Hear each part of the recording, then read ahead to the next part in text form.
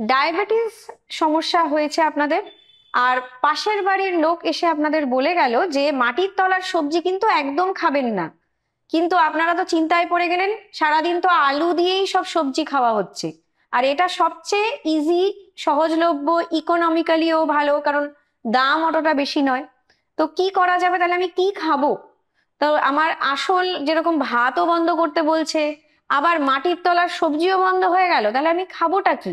তো আজকে এই ব্যাপারটা নিয়ে আলোচনা করতে এসছি যে মাটির তলার সবজি ডায়াবেটিক পেশেন্টদের কেন মানা করা হয়, কিন্তু তার মধ্যেও কিছু কিছু মাটির তলার সবজি আছে যেগুলো আপনারা খেতে পারবেন। আর আলু খেলেও কিভাবে খাবেন সেটাও আজকে আপনাদের একটু আইডিয়া দিয়ে দেবো।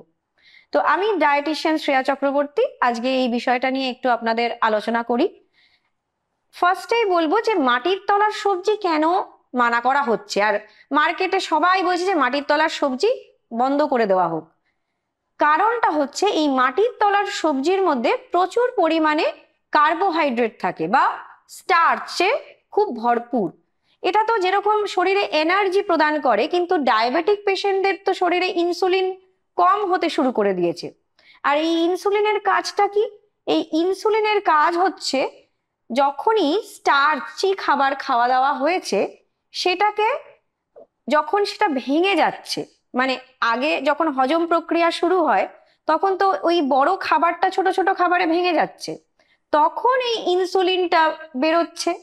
বেরিয়ে তার কাজ হচ্ছে এই ছোট ছোট পার্টিকেলসে যখন কার্বোহাইড্রেট ভেঙে যাচ্ছে তার মধ্যে থেকে এনার্জি গুলোকে সেলের মধ্যে প্রদান করা, যাতে সারা বডিতে এনার্জিটা ভরে যায়। কিন্তু যখন এই ইনসুলিন কমে যাচ্ছে তখন কি হচ্ছে, এই স্টার্চ গুলো ব্লাডে অনেকটা বেড়ে যাচ্ছে, তখনই এই সুগার স্পাইক হয়ে যাচ্ছে, তখনই ডায়াবেটিসের সমস্যাটা বেড়ে যাচ্ছে। কারণ ডায়াবেটিসের যে ভ্যালুগুলো, ফাস্টিং সুগার বা পিপি সুগার, এগুলো অনেক পরিমাণে বেড়ে যাচ্ছে, যেটা গিয়ে আলটিমেটলি নার্ভকে ড্যামেজ করতে পারে, চোখকে ড্যামেজ করতে পারে, কিডনিকে ড্যামেজ করতে পারে, ইভেন হার্টকেও ড্যামেজ করতে পারে। তো সেই কারণেই বলা হয় যে এই বেশি স্টার্চি খাবার দাবার না খেতে। তো এই কারণটা তো জানা গেল যে এর মধ্যে স্টার্চ থাকে। তো এই স্টার্চটাই আপনাদের ব্লাড গ্লুকোজ লেভেলটাকে অনেকটা বাড়িয়ে তুলছে। এই ফলে যেটা হচ্ছে, ব্লাড গ্লুকোজ লেভেল বেড়ে গেলে আরেকটা যেটা হয়, প্রচুর পরিমাণে এনার্জি লস হতে থাকে, টায়ার্ডনেস, উইকনেস, সেই জন্য শরীরটা অনেকটা দুর্বলও হয়ে পড়ে। ইভেন সাডেন ব্লাড সুগার কারোর হলে অনেকটা পরিমাণে ওয়েট লসও হয় দেখা যায়। তো সেই কারণেই বলা হয় যে এই স্টার্চি খাবার দাবার থেকে আপনি দূরে থাকুন। কিন্তু তার মানে কি সবটাই বন্ধ হয়ে গেল, আর কোনোদিনই খেতে পারবেন না? এর মধ্যে কিছু কিছু মাটির তলার ভেজিটেবলস আছে, যেরকম গাজর। গাজরের মধ্যে কিন্তু প্রচুর ফাইবার থাকে, আর এর গ্লাইসেমিক ইন্ডেক্সও অনেকটা কম। আর বিশেষভাবে যদি এই গাজরকে আপনারা কাঁচা খেতে পারেন, মানে ভালো করে ধুয়ে যদি কেটে কাঁচা স্যালাডে খান, এটার কিন্তু উপকারিতা অনেক বেশি, এর ফাইবারও ডিরেক্ট অনেক বেশি।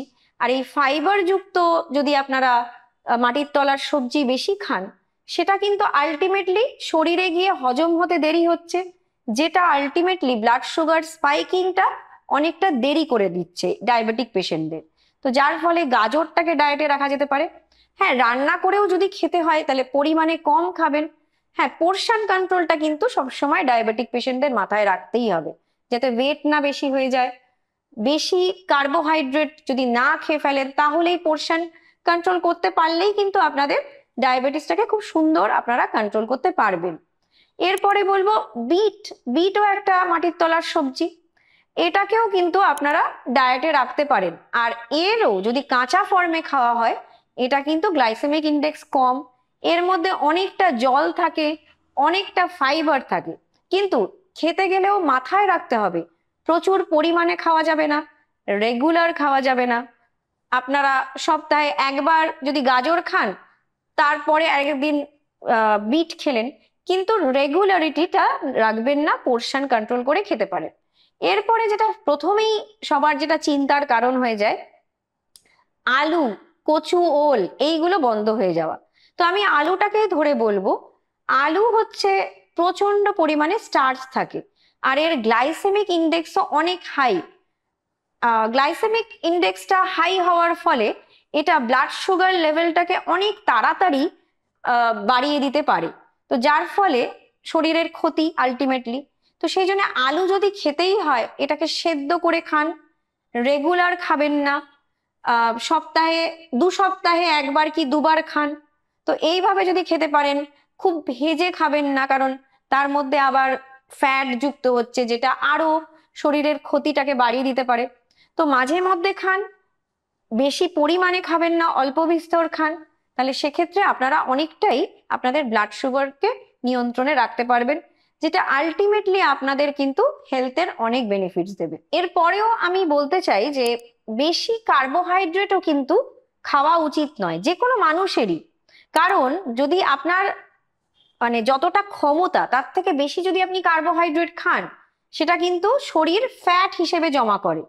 তো সেই জন্য, আর যেহেতু ডায়াবেটিক পেশেন্টরা অনেকটা টায়ার্ড হয়ে পড়েন, অনেকটা উইক হয়ে পড়েন, তারা হয়তো সেভাবে এক্সারসাইজ যেতে পারছেন না, তখন কিন্তু আলটিমেটলি শরীরে আস্তে আস্তে ওয়েট গেনও হতে পারে, যেটা কিন্তু আলটিমেটলি শরীরের জন্য ক্ষতিকারক। এর জন্য বলবো, যদি কখনো মনে হয় যে আপনারা আলু ছাড়তে পারছেন না, তো সেটাকে বেক করে খান বা খোসা শুদ্ধ খান, সেটা কিন্তু ফাইবার কন্টেন্টটা অনেকটা বাড়িয়ে দিচ্ছে। আর অবশ্যই বয়েল করে খান, খুব একটা রান্নায় ভালো করে তেল দিয়ে ভেজে খাবেন না।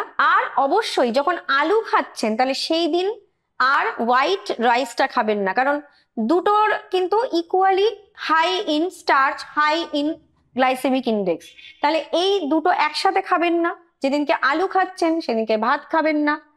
আর আরেকটা বলবো, যখনই আলু খাচ্ছেন সেটার সাথে কোনো একটা প্রোটিন রাখুন, অ্যান্ড হাই ফাইবার যুক্ত ভেজিটেবলস রাখুন, যেগুলো সবুজ শাকসবজি, ওগুলোকে বেশি করে রাখুন, বা তার সাথে একটা ফল খান যেগুলো ফাইবার কন্টেন্টটা অনেকটা ওই মিলটার বাড়িয়ে দেবে, যার ফলে আপনাদের কিন্তু ব্লাড সুগারটা অত তাড়াতাড়ি বেড়ে যাবে না। তো সেই জন্য এইগুলো মাথায় রাখবেন। আর ডায়াবেটিস হলে অনেক সময় যেটা হয়, অনেক ভুল ধারণার মধ্যে চলতে হয়। এর ফলে যেটা হয়, একে তো ডায়াবেটিসের জন্য একটা টায়ার্ডনেস, তারপরে যে খাবারগুলো ভয় পেয়ে পেয়ে খাচ্ছেন না, তার সেটার জন্য একটা স্ট্রেস হয়, স্ট্রেসেও কিন্তু ব্লাড সুগার স্পাইক হতে পারে। তো এই জন্যে কোনো ভুল ধারণার মধ্যে থাকবেন না, পাশের বাড়ির কে কি বললো, তার সমস্যা একরকম, আপনার সমস্যা আরেক রকম। তাই আপনার ব্যাপারটা আপনি নিজে বুঝুন, আপনার লাইফস্টাইল অনুযায়ী আপনার ডায়েটটাকে সাজান।